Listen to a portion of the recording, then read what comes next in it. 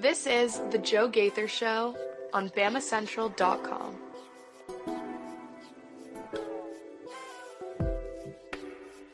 Good morning, Tuscaloosa, Internet world. How we doing today on a Monday? It's the Joe Gaither Show on BamaCentral, BamaCentral.com.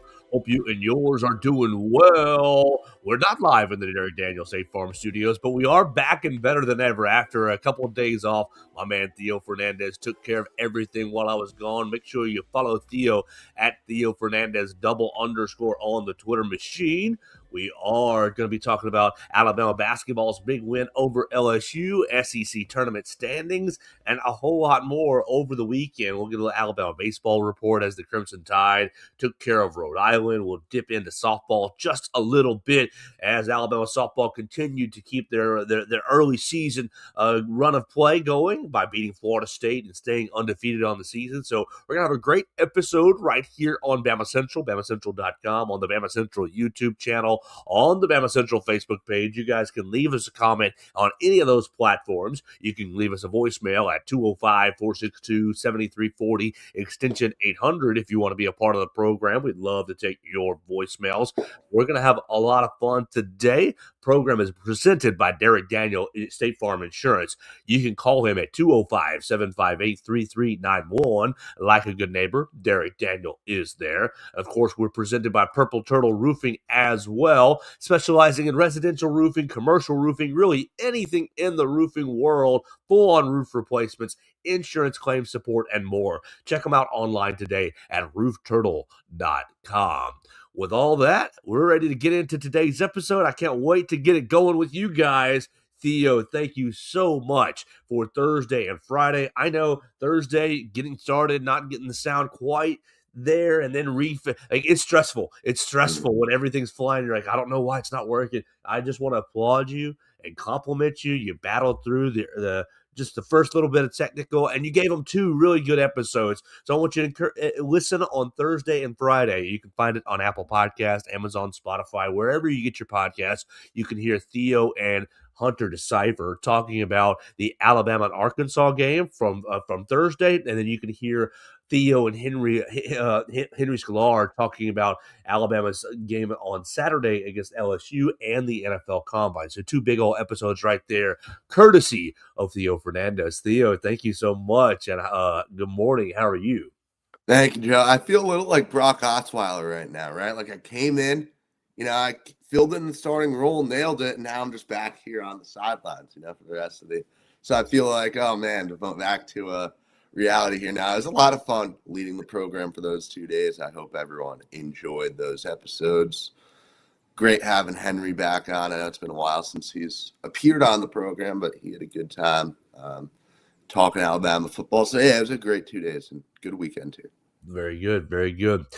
You were busy this weekend working at WVUA, doing anchoring for the TV news station. You were watching and covering Alabama baseball against Rhode Island. You were watching and covering Alabama basketball against LSU. So really, just what do you want to start with? I obviously Saturday, I was full on tourist mode in New York, so I really only paid attention to. I have Hunter Decipher. I have all our BamaCentral teammates on alert, and Hunter was tweeting the basketball game as he always does.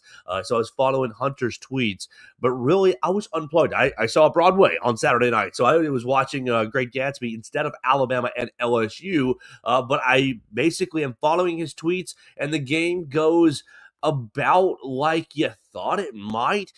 It was very South Carolina game-esque, where Alabama basketball was up but not dominating. Up, but not dominating. Took them a while. I'm looking through the box score. I'm watching some of the highlights. Took them a while to kind of get into control of the game. They only went into halftime with a couple of points lead, but then they got into a double-digit lead right there, about 14 minutes left in the game. They held that double-digit lead almost all the way throughout, about 30, 40 seconds left, where LSU started cutting it down to single digits, but still a 7-point win. Alabama opened it up to the double digits, kind of held it, and then kind of just snoozed their way to the finish. What did you take away from Alabama LSU? Joe, this team had a 5.5-minute stretch in the late second half without a field goal. Alabama. Any good basketball team is making Alabama at least really, really sweat. LSU is an atrocious basketball team. My thought watching LSU was, wow, these guys are worse than South Carolina. That McMahon he's not a good coach, man. So just watching the Tigers, like Alabama did not play a good game. Alabama played down to LSU's level. And we talked about it before South Carolina, and me and Henry talked about it heading into the LSU game. Break these guys. Make them play your game of basketball. We played LSU's game of basketball. Like Alabama it was not a dominant performance by any stretch of the imagination. And it's interesting when you look, like LSU has taken a lot of teams down to the wire. 3-point loss to Texas A&M, 4-point loss to Arkansas, within 10 points to Kentucky and Tennessee. It went down to the wire with Texas. This game was not down to the wire because there was no point where I watched this game and thought, oh, Alabama could actually lose this.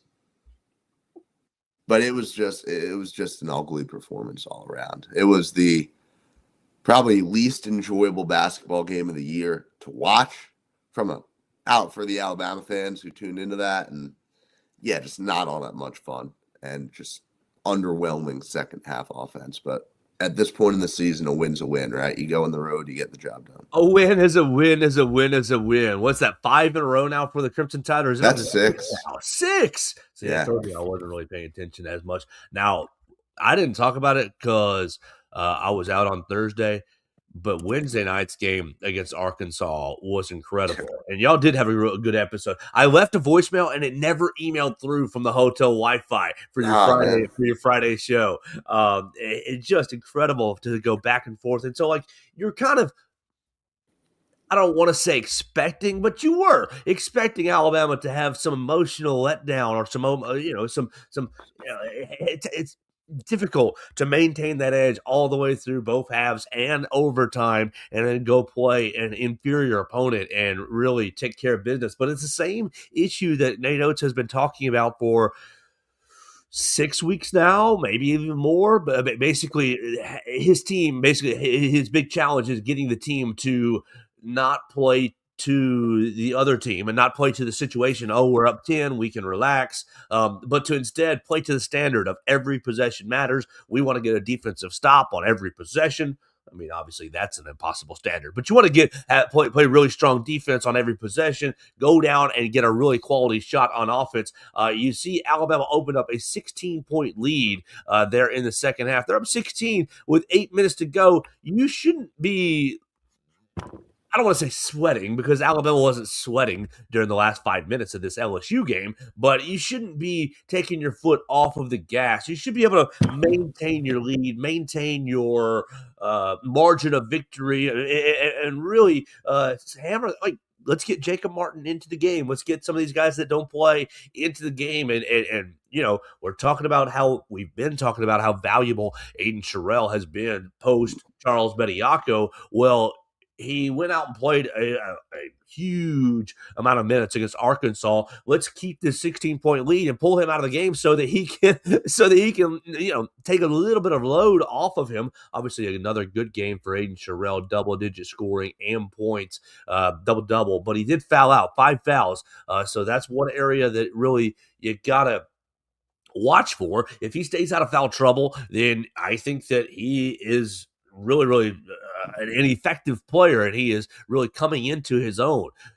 Theo, since the Bediako ruling, we've had 4 games, and in those 4 games, Aiden Sherrill is averaging 16 points, 8.8 rebounds, almost 2 blocks, 1.5, almost 1.5 assists, 1.3 in the game, and really playing 28 minutes per game. This game against LSU was really the first game where he found some foul trouble of the 4, but playing at a really, really high level for Alabama. So I just think you playing down to, as you said, playing down to the competition, not finishing very well. These little things continue to plague Alabama. Yeah, Sherrill's been phenomenal. I mean, that's the only way to put it. Like, he is playing. He showed those flashes of being able to hit another level in the non-conference, right? He had a phenomenal game against Kennesaw State, and there was talk like, oh, what is Alabama's ceiling with him playing at this level? Can he reach it? And then, like, adding Bediako, right, and that whole saga, I think, covered up the natural development that he went through, right? You know, it was cool because it allowed us to not really focus on Sherrill as much, and now he's reached the point naturally through his development. Who knows? Maybe playing with Chuck helped him learn some stuff, helped him develop more. But no, he's the player that I think people thought like he could be. Like, oh, look at this 4-star who's coming in. Excuse me. I think he's reached the level that people thought he could have as a recruit. And man, like he's a great traditional center inside for this team. It is phenomenal to watch, and he has absolutely been better about not getting into foul trouble. I wonder if that'll hold up when we hit these really big matchups, you know, and starting in 2 weeks when we're, you know, going to national and then you're going to the NCAA tournament. Because it's hard to see Alabama winning a game against a team with another great post player if Sherrill's not there on the court when it matters. Like, it is, LSU didn't have the guys to make Alabama pay, right? They didn't have the guys to make, you know, Sherrill feel the effects of fouling out. Other teams do. And Sherrill has to play really, really straight up defense and really be intentional about when am I going to contest this shot? When am I going to risk picking up a foul? Like, it is going to be difficult. And I would argue that there's no one else on the team who has the amount of pressure that Aiden Sherrill has. You've seen Aiden Holloway and LeBaron Philon both come out and have bad games, right? And the other one of them is able to pick up the slack. Exactly. Amari Allen can go out and not be his best because you have other players, because you have Houston Millette who can go in and grab tough rebounds, because you have London Jemison who can go on a little run scoring-wise. Nobody on this team, and I confidently say this through watching the team for 4 months, nobody can possibly do what Aiden Sherrill does. So you better be available on the court when it matters. I mean, you're exactly right. The guards, they can pick each other. I mean, you nailed it. There's nobody to pick up Aiden Sherrill. I mean, Noah Williamson is a complete miss in the transfer portal. And so that's really why you had Charles Bediako kind of come back in, because of how thin you were in the front court. If you don't have Sherrill, like, I like the double-digit scoring, 12 points. I see he made a couple of threes. I watched some of the highlights. He made 2 out of 3 threes. I love the 10 rebounds for him. But you just got to be available in 20 minutes. Good. You clocked in 20 minutes. You played basically half. You did. You played half the game. I think you want to get him around 23, 4, 5 minutes. But you need him on the court. And if you don't have him on the court, you may as well. You get him into a couple early fouls, you're going to put Alabama up a creek without a paddle in any of these matchups going forward. Now, and as you were kind of alluding to, you got, 4 games left, and really only 2 of them, maybe 1, is extremely challenging. And so he's going to have to continue in his development, Aiden Sherrill, continue in his development through these last 4 games. And if he can, I mean, you stay on the floor, You give them a little bit of rebounding, a little bit of rim protection, and you really anchor this team, and you allow the guards to do what they do. I think that he is the key to the rest of the year. Yeah, that's a great way to put it. There's no tournament run. There's no big successful season without Aiden Terrell playing at this level. So Alabama was 10 of 30 from behind the arc. Okay, that's a little bit underwhelming as far as makes and even three-point shots. Yeah, Aiden Holloway shoots 1 of 6 from beyond the arc. You talk about a guy who's really just shown how versatile of a player he is, how much growth he's gone through. Shoots 1 of 6, has a pretty bad night, at what he's supposed to be best at, and still had 17 points. And LeBaron Philon, he was clearly not himself. He was it's honestly, it's a little head scratching that he even played, right? With the amount of times we've seen guys not play last minute. And you look at how small the matchup is. It was surprising to me that Philon was even ruled as, on the court with what he looked like out there. But Holloway ended up being a very positive player on this team, despite the bad shooting night. And that has been great to see. Not the bad shooting nights, because he's had a couple of those throughout the season, but it's great to see that when he does have a bad shooting night, he's still able to impact this team very positively. So absolutely. So Alabama gets it done down in Baton Rouge. They're up to 6 in a row, and they're up to second place in the SEC standings. Last thing that I've got from this game, Theo, is 30 of 37 from the free throw line, 81% as a team free throw. So you made up for the, I don't want to say bad 3-point shooting, because 33% is fine. It's fine. It's good. It's almost even good.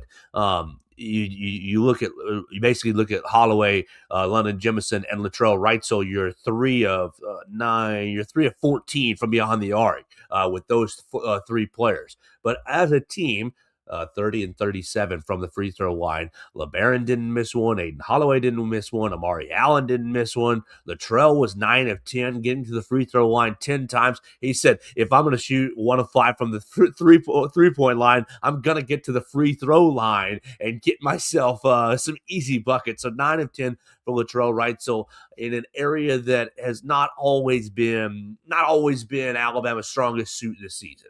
Yeah, Jemison went to the line with about 90 seconds left. Alabama up 6. Missed the first, made the second. And, you're sweating, especially with London Jemison, right? He's had multiple times where he's missed both free throws in the second half. You're still going to sweat every time these guys go to the line.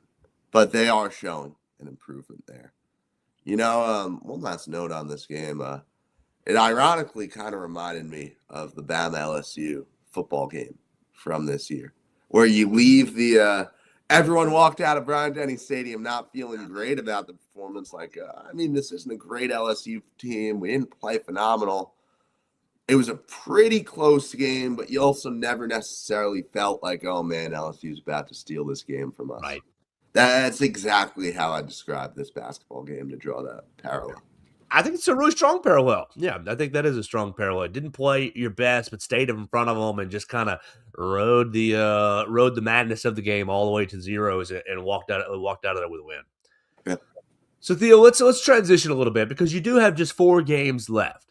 And Alabama taking on Mississippi State, I believe on Wednesday. Yeah, I believe on Wednesday. You got Tennessee on Saturday, Georgia the following week, and Auburn to finish the season on March the 7th. And so, really, really big games for Alabama to try to maintain their position in the league standings. Right now in the league standings, they're sitting second in the SEC. Your top 4 seeds are, of course, Florida. Let me scroll down. Florida, Alabama, and some SEC right there. Florida, Alabama, Arkansas, and Tennessee are your top 4 standings. 3 teams tied for second. Alabama tied with Arkansas and Tennessee, all at 10 and 4 in the conference.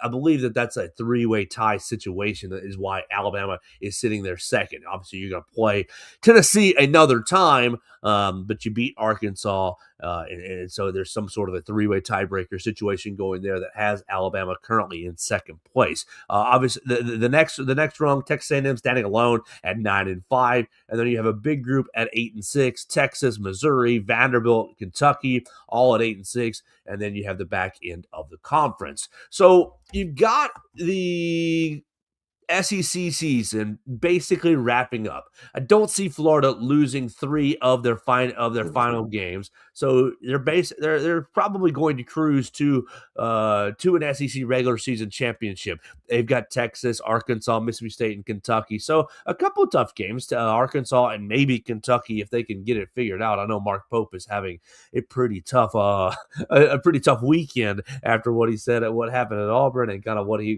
got caught saying off the air, off the mic about getting screwed. So they got 2 semi tough games, but I have a really hard time seeing them lose 3 games. With that, you've basically got your SEC tournament bracket starting to come together. And I sent you a couple brackets. I believe we have the most accurate one here was the latest one I sent you, was Alabama as the 2 seed playing on Friday. So look, regular season championship out the window. Next best thing is winning the tournament. And to do that, you try to get a top 4 seed. You're sitting there still in that top 4 seed group, but you have to play well over these last 4 games. But let's say that Alabama does play well and this bracket does play out as the 2nd seed. How do you feel?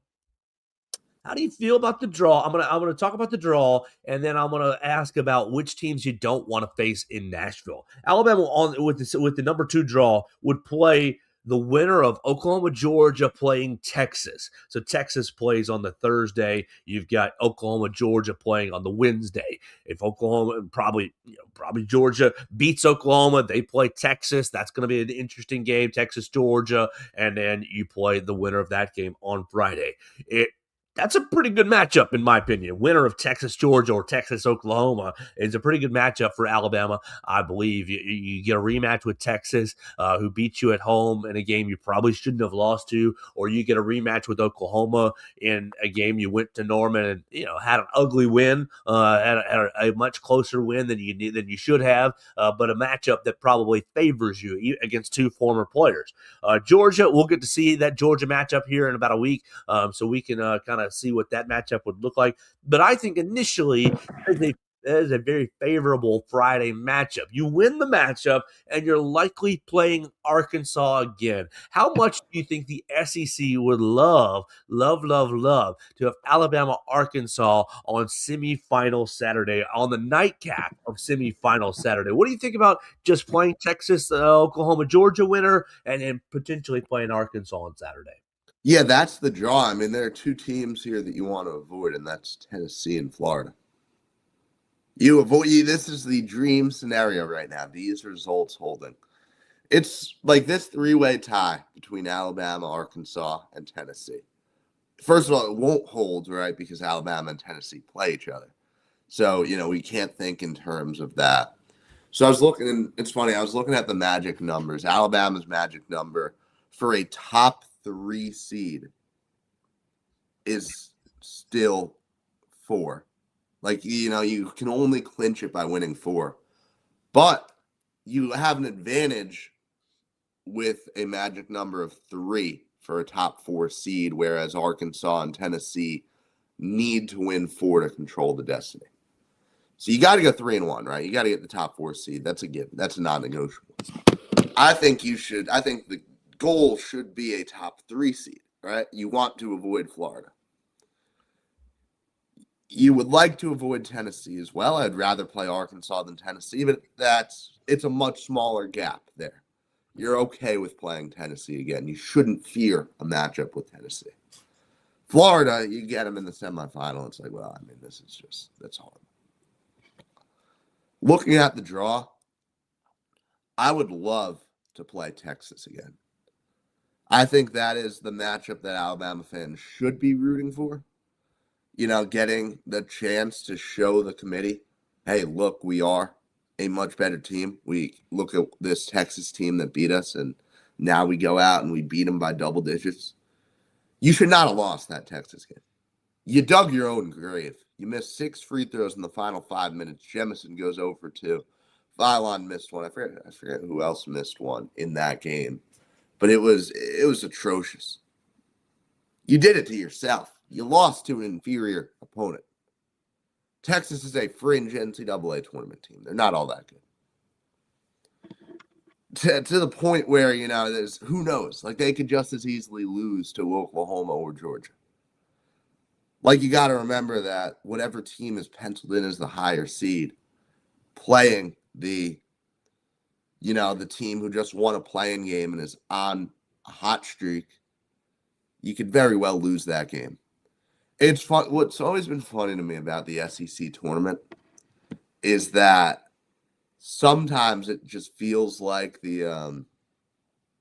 sometimes it feels like playing in the first round, the play-in game, is an advantage, at least for winning your second game. I don't think it applies when we get to the semifinals and when we're looking at the really good teams. But when you've got kind of these mid-tier SEC teams, and now you're playing a team that's not all that much worse to them, and that is feeling themselves now after a big win the day before, that's a disadvantage. Looking at this bracket is fascinating, man. We got Kentucky and Auburn playing day one. Auburn could very well line up with playing Alabama in the semifinals if they were to get hot. You don't really want that. Oklahoma's dropped below South Carolina in the standings as South Carolina went in and beat Mississippi State. Yeah, it's a really weird bracket. But I would say in general, just clinching a top 3 seed, if you do that, you're happy. Right, because you want to avoid, obviously, Florida is the biggest one.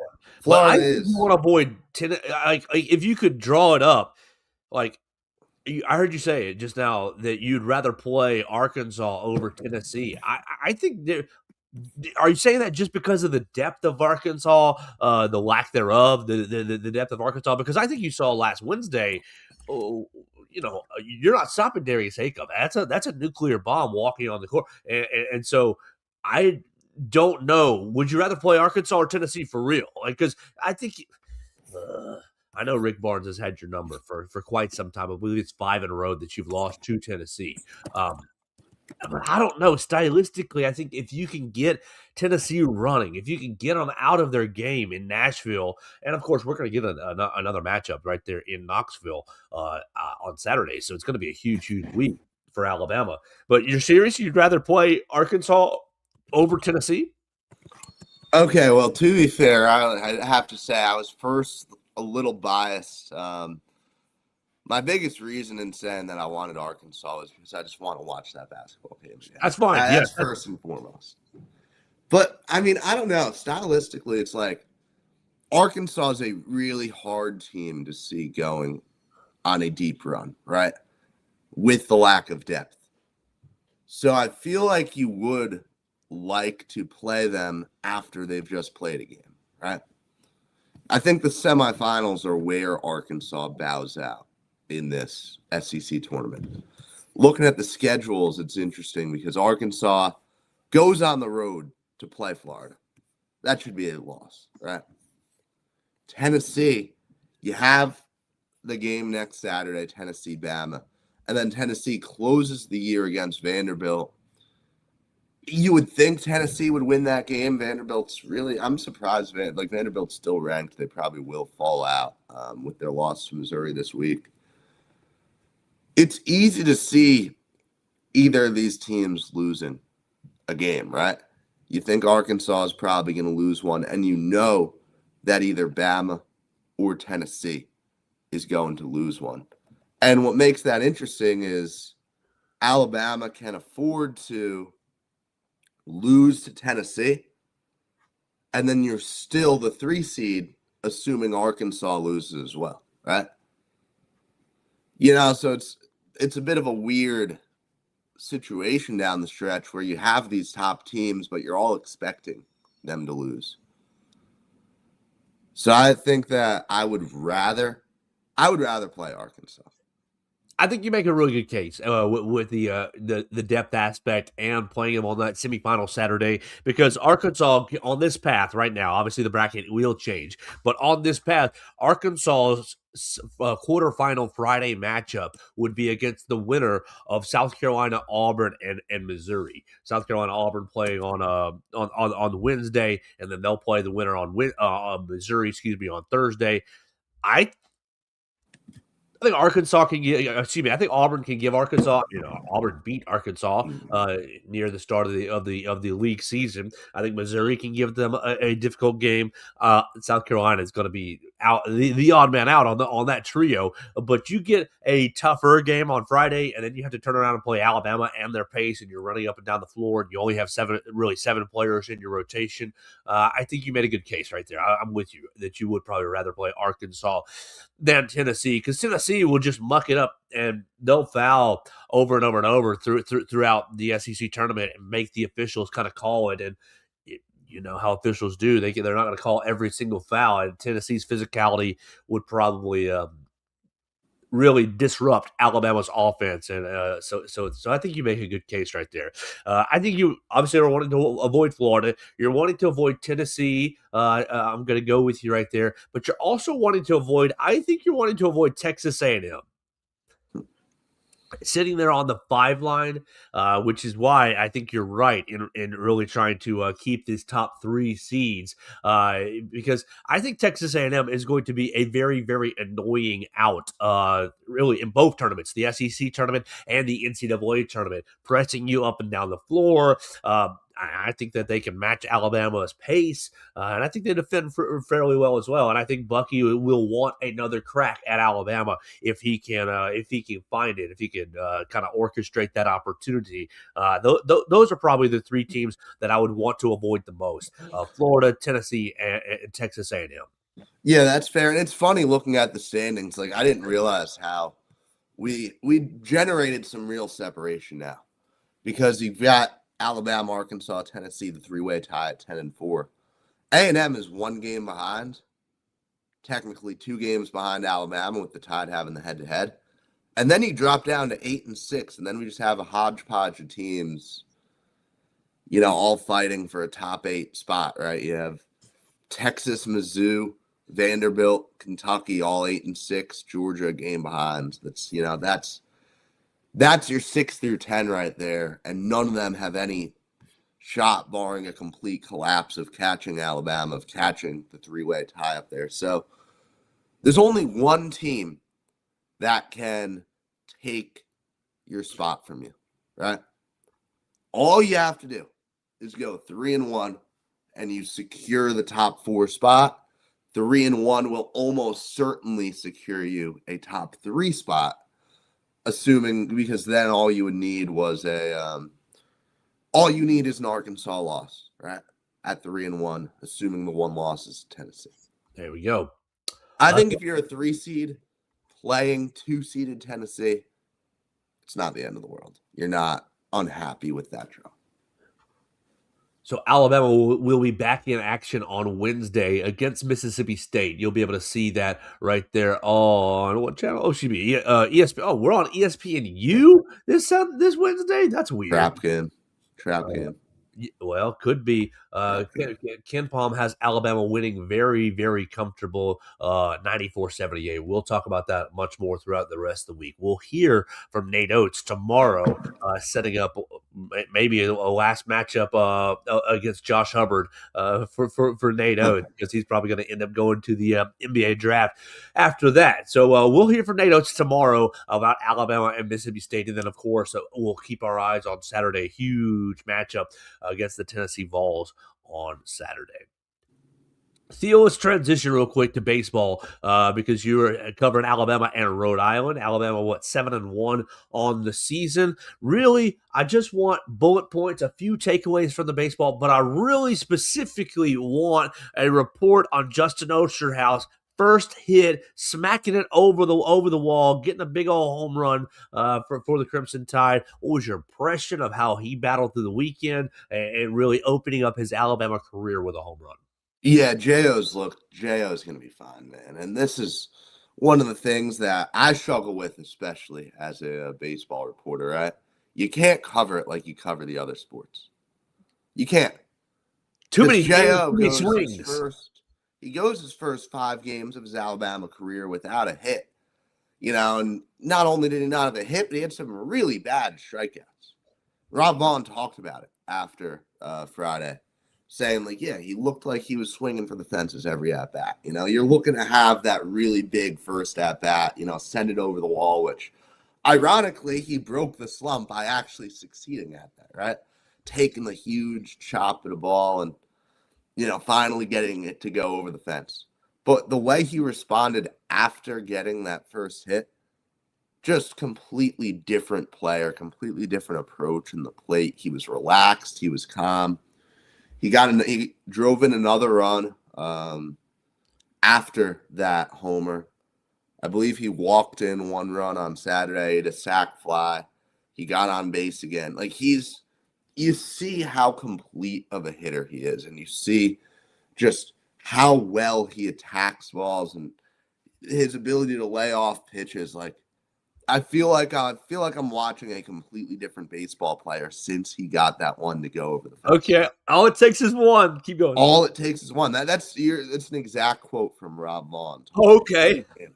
He's going to be a big part of this baseball team, and he really is.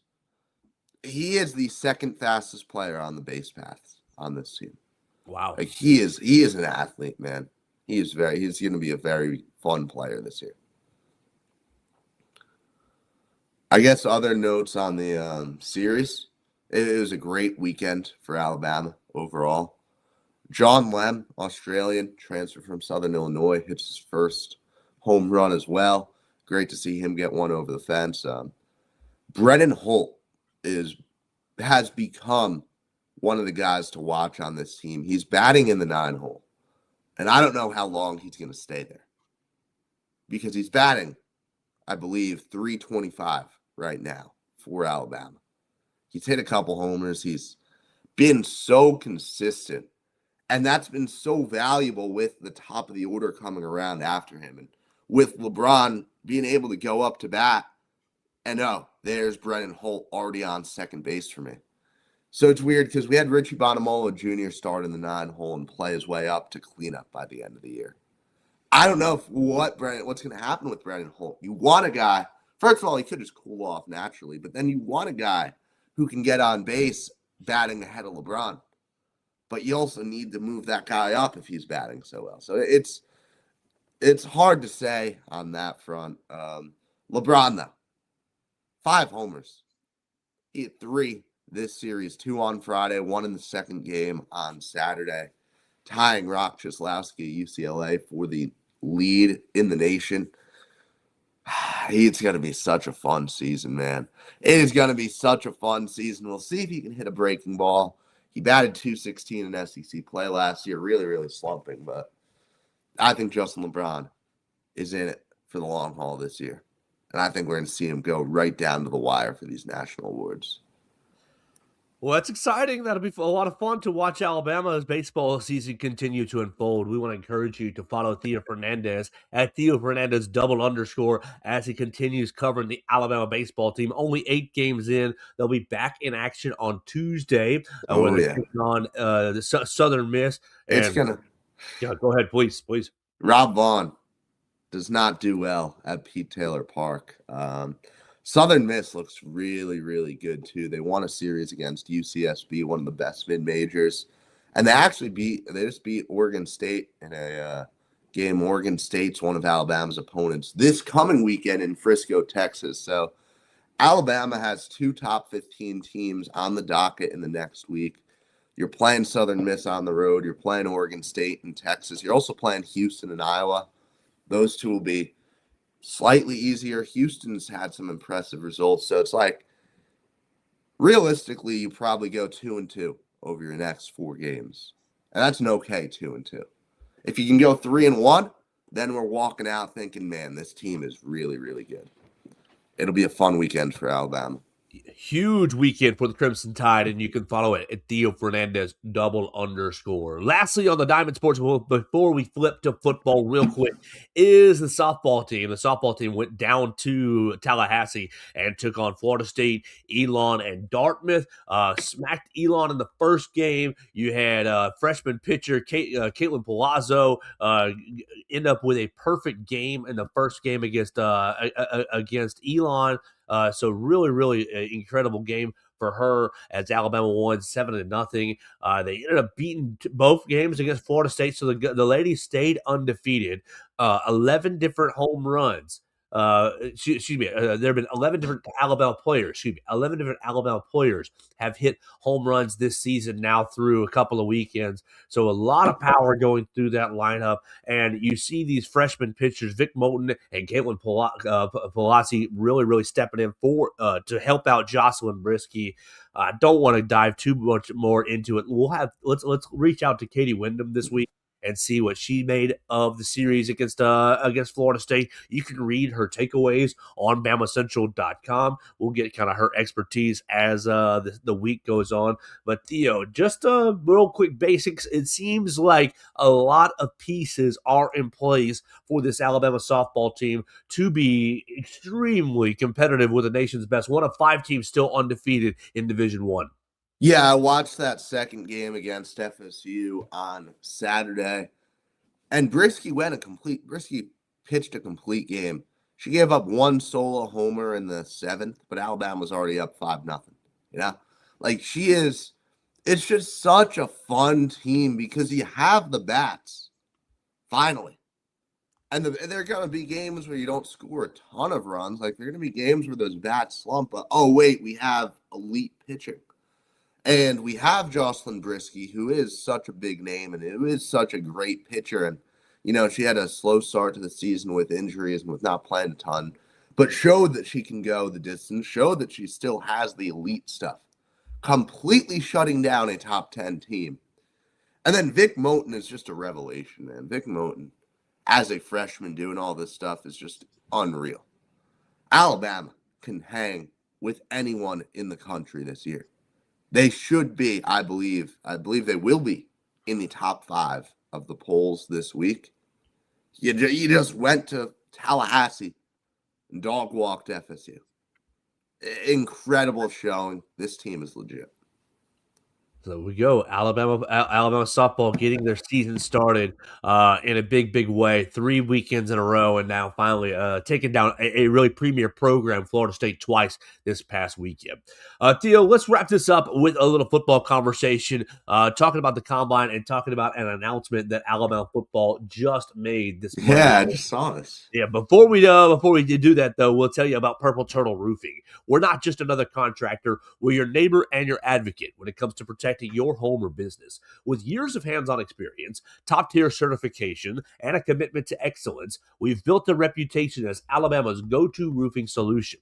We specialize in residential roofing, commercial roofing, emergency storm repairs, full-on roof replacement, insurance claim support, and more. Check them out online today at roofturtle.com. You can see all their products and services right there on roofturtle.com. If you want to call, you can call at 877-787-6635. Set up a free roof inspection today from Purple Turtle Roofing. They'll come out, check out your roof, look at your shingle roof, look at your metal roof, look at really anything you've got going on, look at your chimney. Make sure that you have the peace of mind that you deserve in your home ahead of the spring storm season. We really appreciate Purple Turtle Roofing for sponsoring the program and encourage you to use them. Check them out online at roofturtle.com. All right, Theo, let's start real quick with the news. Alabama football this morning announcing that they are opening the 2028 season. So 26, 27, 3 seasons from now. Alabama, their home opener is set. They're welcoming in the mighty football power of the Georgia State Panthers.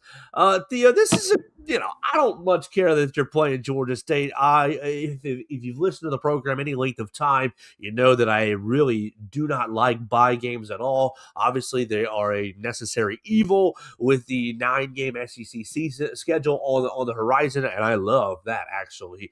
I'm hopeful that you don't see a lot of these high-profile home-and-home matchups canceled. I know there's been a lot of discussion about that Ohio State matchup a couple of weeks ago. The folks from On3 really tried to drive that talking point home about Alabama and Ohio State and what's good for college football and what's bad for college football and having it canceled.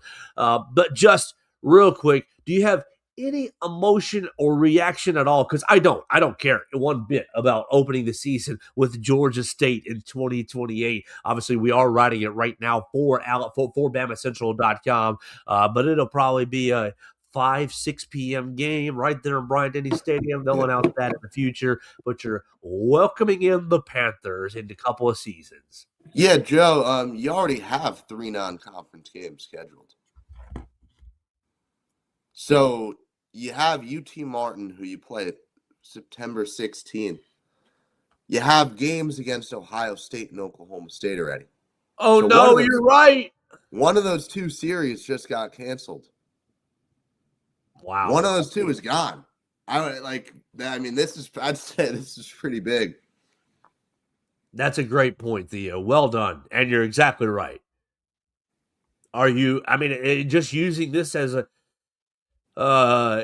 looking, that season in 2028 starts the Oklahoma State series at Oklahoma State in 28, Oklahoma State in Tuscaloosa in 2029. Do we think it's the Oklahoma State series, or am I just picking that because 2028 is also the second game of the Ohio State series? Well, yeah, so I would think, because you have your Florida State game, 2026. 2027, you canceled West Virginia because you were supposed to play West Virginia 26, 27. Right. Ohio State is the only power conference matchup on the completed 2027 schedule, right? Correct. 2028, you finish the series against Ohio State, and then it would make sense to cancel the Oklahoma State series, right? Because then you cancel the Oklahoma State series, and then you already have a series against Notre Dame that starts in 2029 when game 2 of the Oklahoma State series would be. So that way you're keeping your marquee series. I guess if I have to pick, I'd rather have the Ohio State series over the Oklahoma State series. Go to the Horseshoe and see Columbus, Ohio. Obviously, Boone Pickens Stadium is really has a great reputation as well, and so that would be fun to see. But if you're making me choose which OSU program to play, I'm choosing to play the Ohio State Buckeyes because I think that will be a much more fun matchup for college football, much more fun matchup for myself. I know it'd be very anxiety inducing for both fan bases, Alabama and Ohio State's fan base. But if I'm choosing just for the sake of college football and fun and entertainment, I really want to see Alabama, Oklahoma State. And if this is a move to preserve that and sacrifice the Oklahoma State series, all right, Greg Byrne, I support that. Yeah, this makes a lot of sense as far as I don't think you're going to Stillwater anymore, but you're keeping the home and home with Ohio State. Let me say, I am still very bummed that I don't get to go to Morgantown this year. Like that, it still doesn't sit right with me. But if you're preserving retiring a 9-game schedule, it makes sense to have one non-con a year. And I'd rather be Ohio State and Notre Dame, than Oklahoma State. Blame Nick Saban for retiring while we're not going to West Virginia. If he were still the coach, Alabama would be going to West Virginia. Some other series might have been canceled, yes. But I think they still would have made that trip. I really have mixed feelings about future schedules. Obviously, I know that the whole deal is to try to set up for the playoffs and to try to get to the playoffs. But I want to see these marquee non-conference games continue to happen in college football. I would like for the committee to And I think they did. I mean, Alabama. I think they did. They didn't punish Alabama for losing to Florida State. And people can talk about Texas, Ohio State this year. Well, Texas, you lost to Florida later on down the year, later in the season. And so I think that loss hurt Texas a lot more than their loss to Ohio State. I'm hopeful that the committee continues to, or not continues, but really leans into rewarding teams that schedule hard instead of that 13-0 or that 12-0 model. Hey, you played 2 or 3 or 4 little sisters of the poor, and you got in. I mean, I know Indiana, their non-conference schedule has been booty cheeks for the last couple of seasons and will continue to be not good over the next couple of seasons. And so that's kind of the model that people are maybe adopting since it worked for Indiana. But for the health of the game and the good of college football, I really would like to see the committee reward these teams that challenge themselves, even if it results in an early season loss. Yeah, I completely agree with all that. All right, Theo, last thing for us is the Combine. I know you and Henry talked about it last week, but on the Friday show, so make sure you guys go out and look at it on the Friday show. You can see it on all the podcast platforms and right there on the BamaCentral YouTube channel. A good conversation between Theo and Henry Scalar about the Combine. But just this morning, more details on Ty Simpson, because as NFL Network's Tom Pelissero reports that Ty Simpson was dealing with a severe case of gastricitis. Now, we knew that already. It was already reported that he had gastricitis at the end of the year. But Pelissero adds a new detail saying he weighed around 190 pounds by the Rose Bowl, but is now back up to about 215 ahead of the NFL Combine this week. Will Ty Simpson perform as probably the best quarterback in the Combine this weekend? Will he throw this week? And really, just your thoughts on laying it all out there. 190-pound Ty Simpson. No wonder you got your ribs cracked, my guy, in the Rose Bowl. But just laying it all out there. He said on different podcasts, eating chicken noodle soup for the last couple of weeks of the season because he couldn't keep anything else down. 190-pound quarterback. How will now 215-pound Ty Simpson do in the Combine? Yeah, come on, man. Like, we always hear some kind of reaction to a QB's measurements, whether it's Joe Burrow's hands or whether it's, oh man, look at this guy's height or weight. Like, can we just learn to not react to it? Can we just learn to, sit and watch what these guys actually do in the Combine? I'm past the point of reacting to QB measurements just because I've seen people get burned on it for years. Theo, what's your hand size? Who's got the bigger hand? Well, I mean, you're closer to the camera, so it's like we should do an official BamaCentral Combine. There you go. Height, weight. My weight is unknown. You're on in the 40? Yeah. My 40.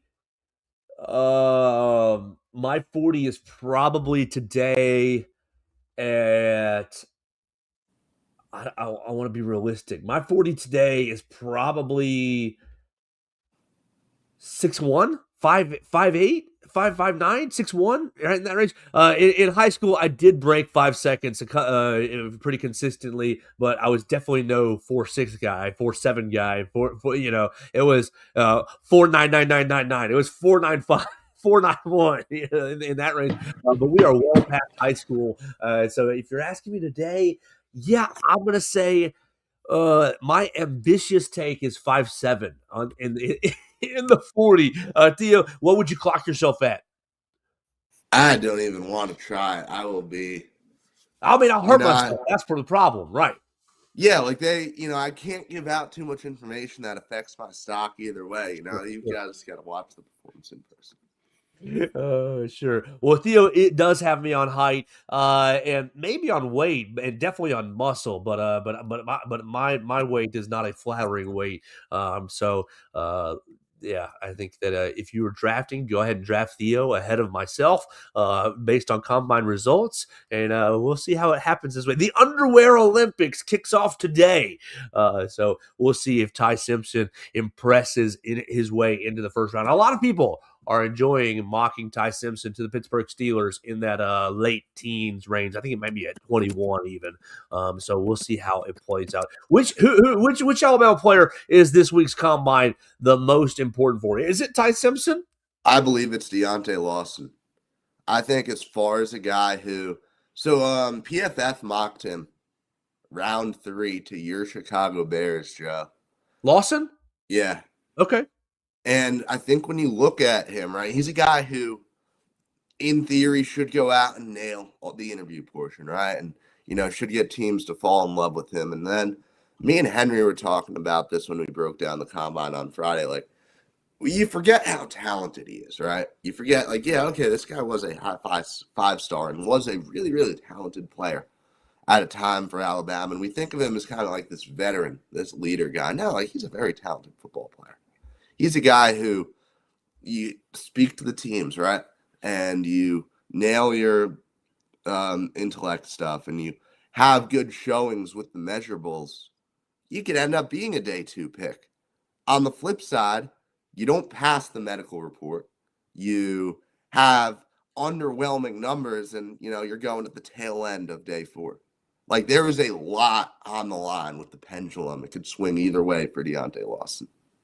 I think that's a good pick, honestly. I think, especially with the medical issue, because they're going to really test that knee. And I think I've said this a couple times on the show. The back half of the season, Deontay Lawson looked maybe as good as he ever has. The first half of the season, maybe sometimes it was, is that knee still bothering you? So getting his knee checked out and testing well, because I think on the whiteboard, and as far as in interviews, Deontay is going to crush that. Yes. Deontay is one of the more well-spoken people that I've ever talked to in the Alabama football sphere. And his media answers this season were incredible, or light years beyond what they were last year. He was much more comfortable in an interview setting this year. And I think he understood the defense very, very well. So on the whiteboard and in the interviews, I think he will get really, really high marks from all the teams. It'll be interesting and I think very important to see how he tests in the medical with the knee, and then also how he tests with the athleticism and with all the drills that he will go through this week. So Theo, that's really all I got today. If you got anything else for the people before we get out of here? No, that's about all I've got. All right. But make sure you follow Theo Fernandez at Theo Fernandez _, especially as he's covering the rest of baseball season. Alabama, Southern Miss on Tuesday. You're not going down to Hattiesburg, are you? That'd be wild. Nah, I wish we couldn't do that. Okay. That's okay. That's okay. It's going to be a long week for you anyway. So enjoy that game from the comfort of your living room as you write and as you tweet and as you cover Alabama baseball on Tuesday against Southern Miss. We'll get out of here for the day. We'll have Nate Oates' press conference tomorrow to talk about the Mississippi State game on Wednesday. So a lot of action coming your way on the BamaCentral YouTube channel. Thanks to Theo for holding down the fort on Thursday and Friday. Thank you to Hunter DeCyber and to Henry Scalar for jumping in and helping him and thus helping me as well. We appreciate Purple Turtle Roofing for sponsoring the program, and State Farm, Derek Daniel State Farm Insurance as well for sponsoring the show. We'll talk to you again tomorrow right here on BamaCentral, BamaCentral.com.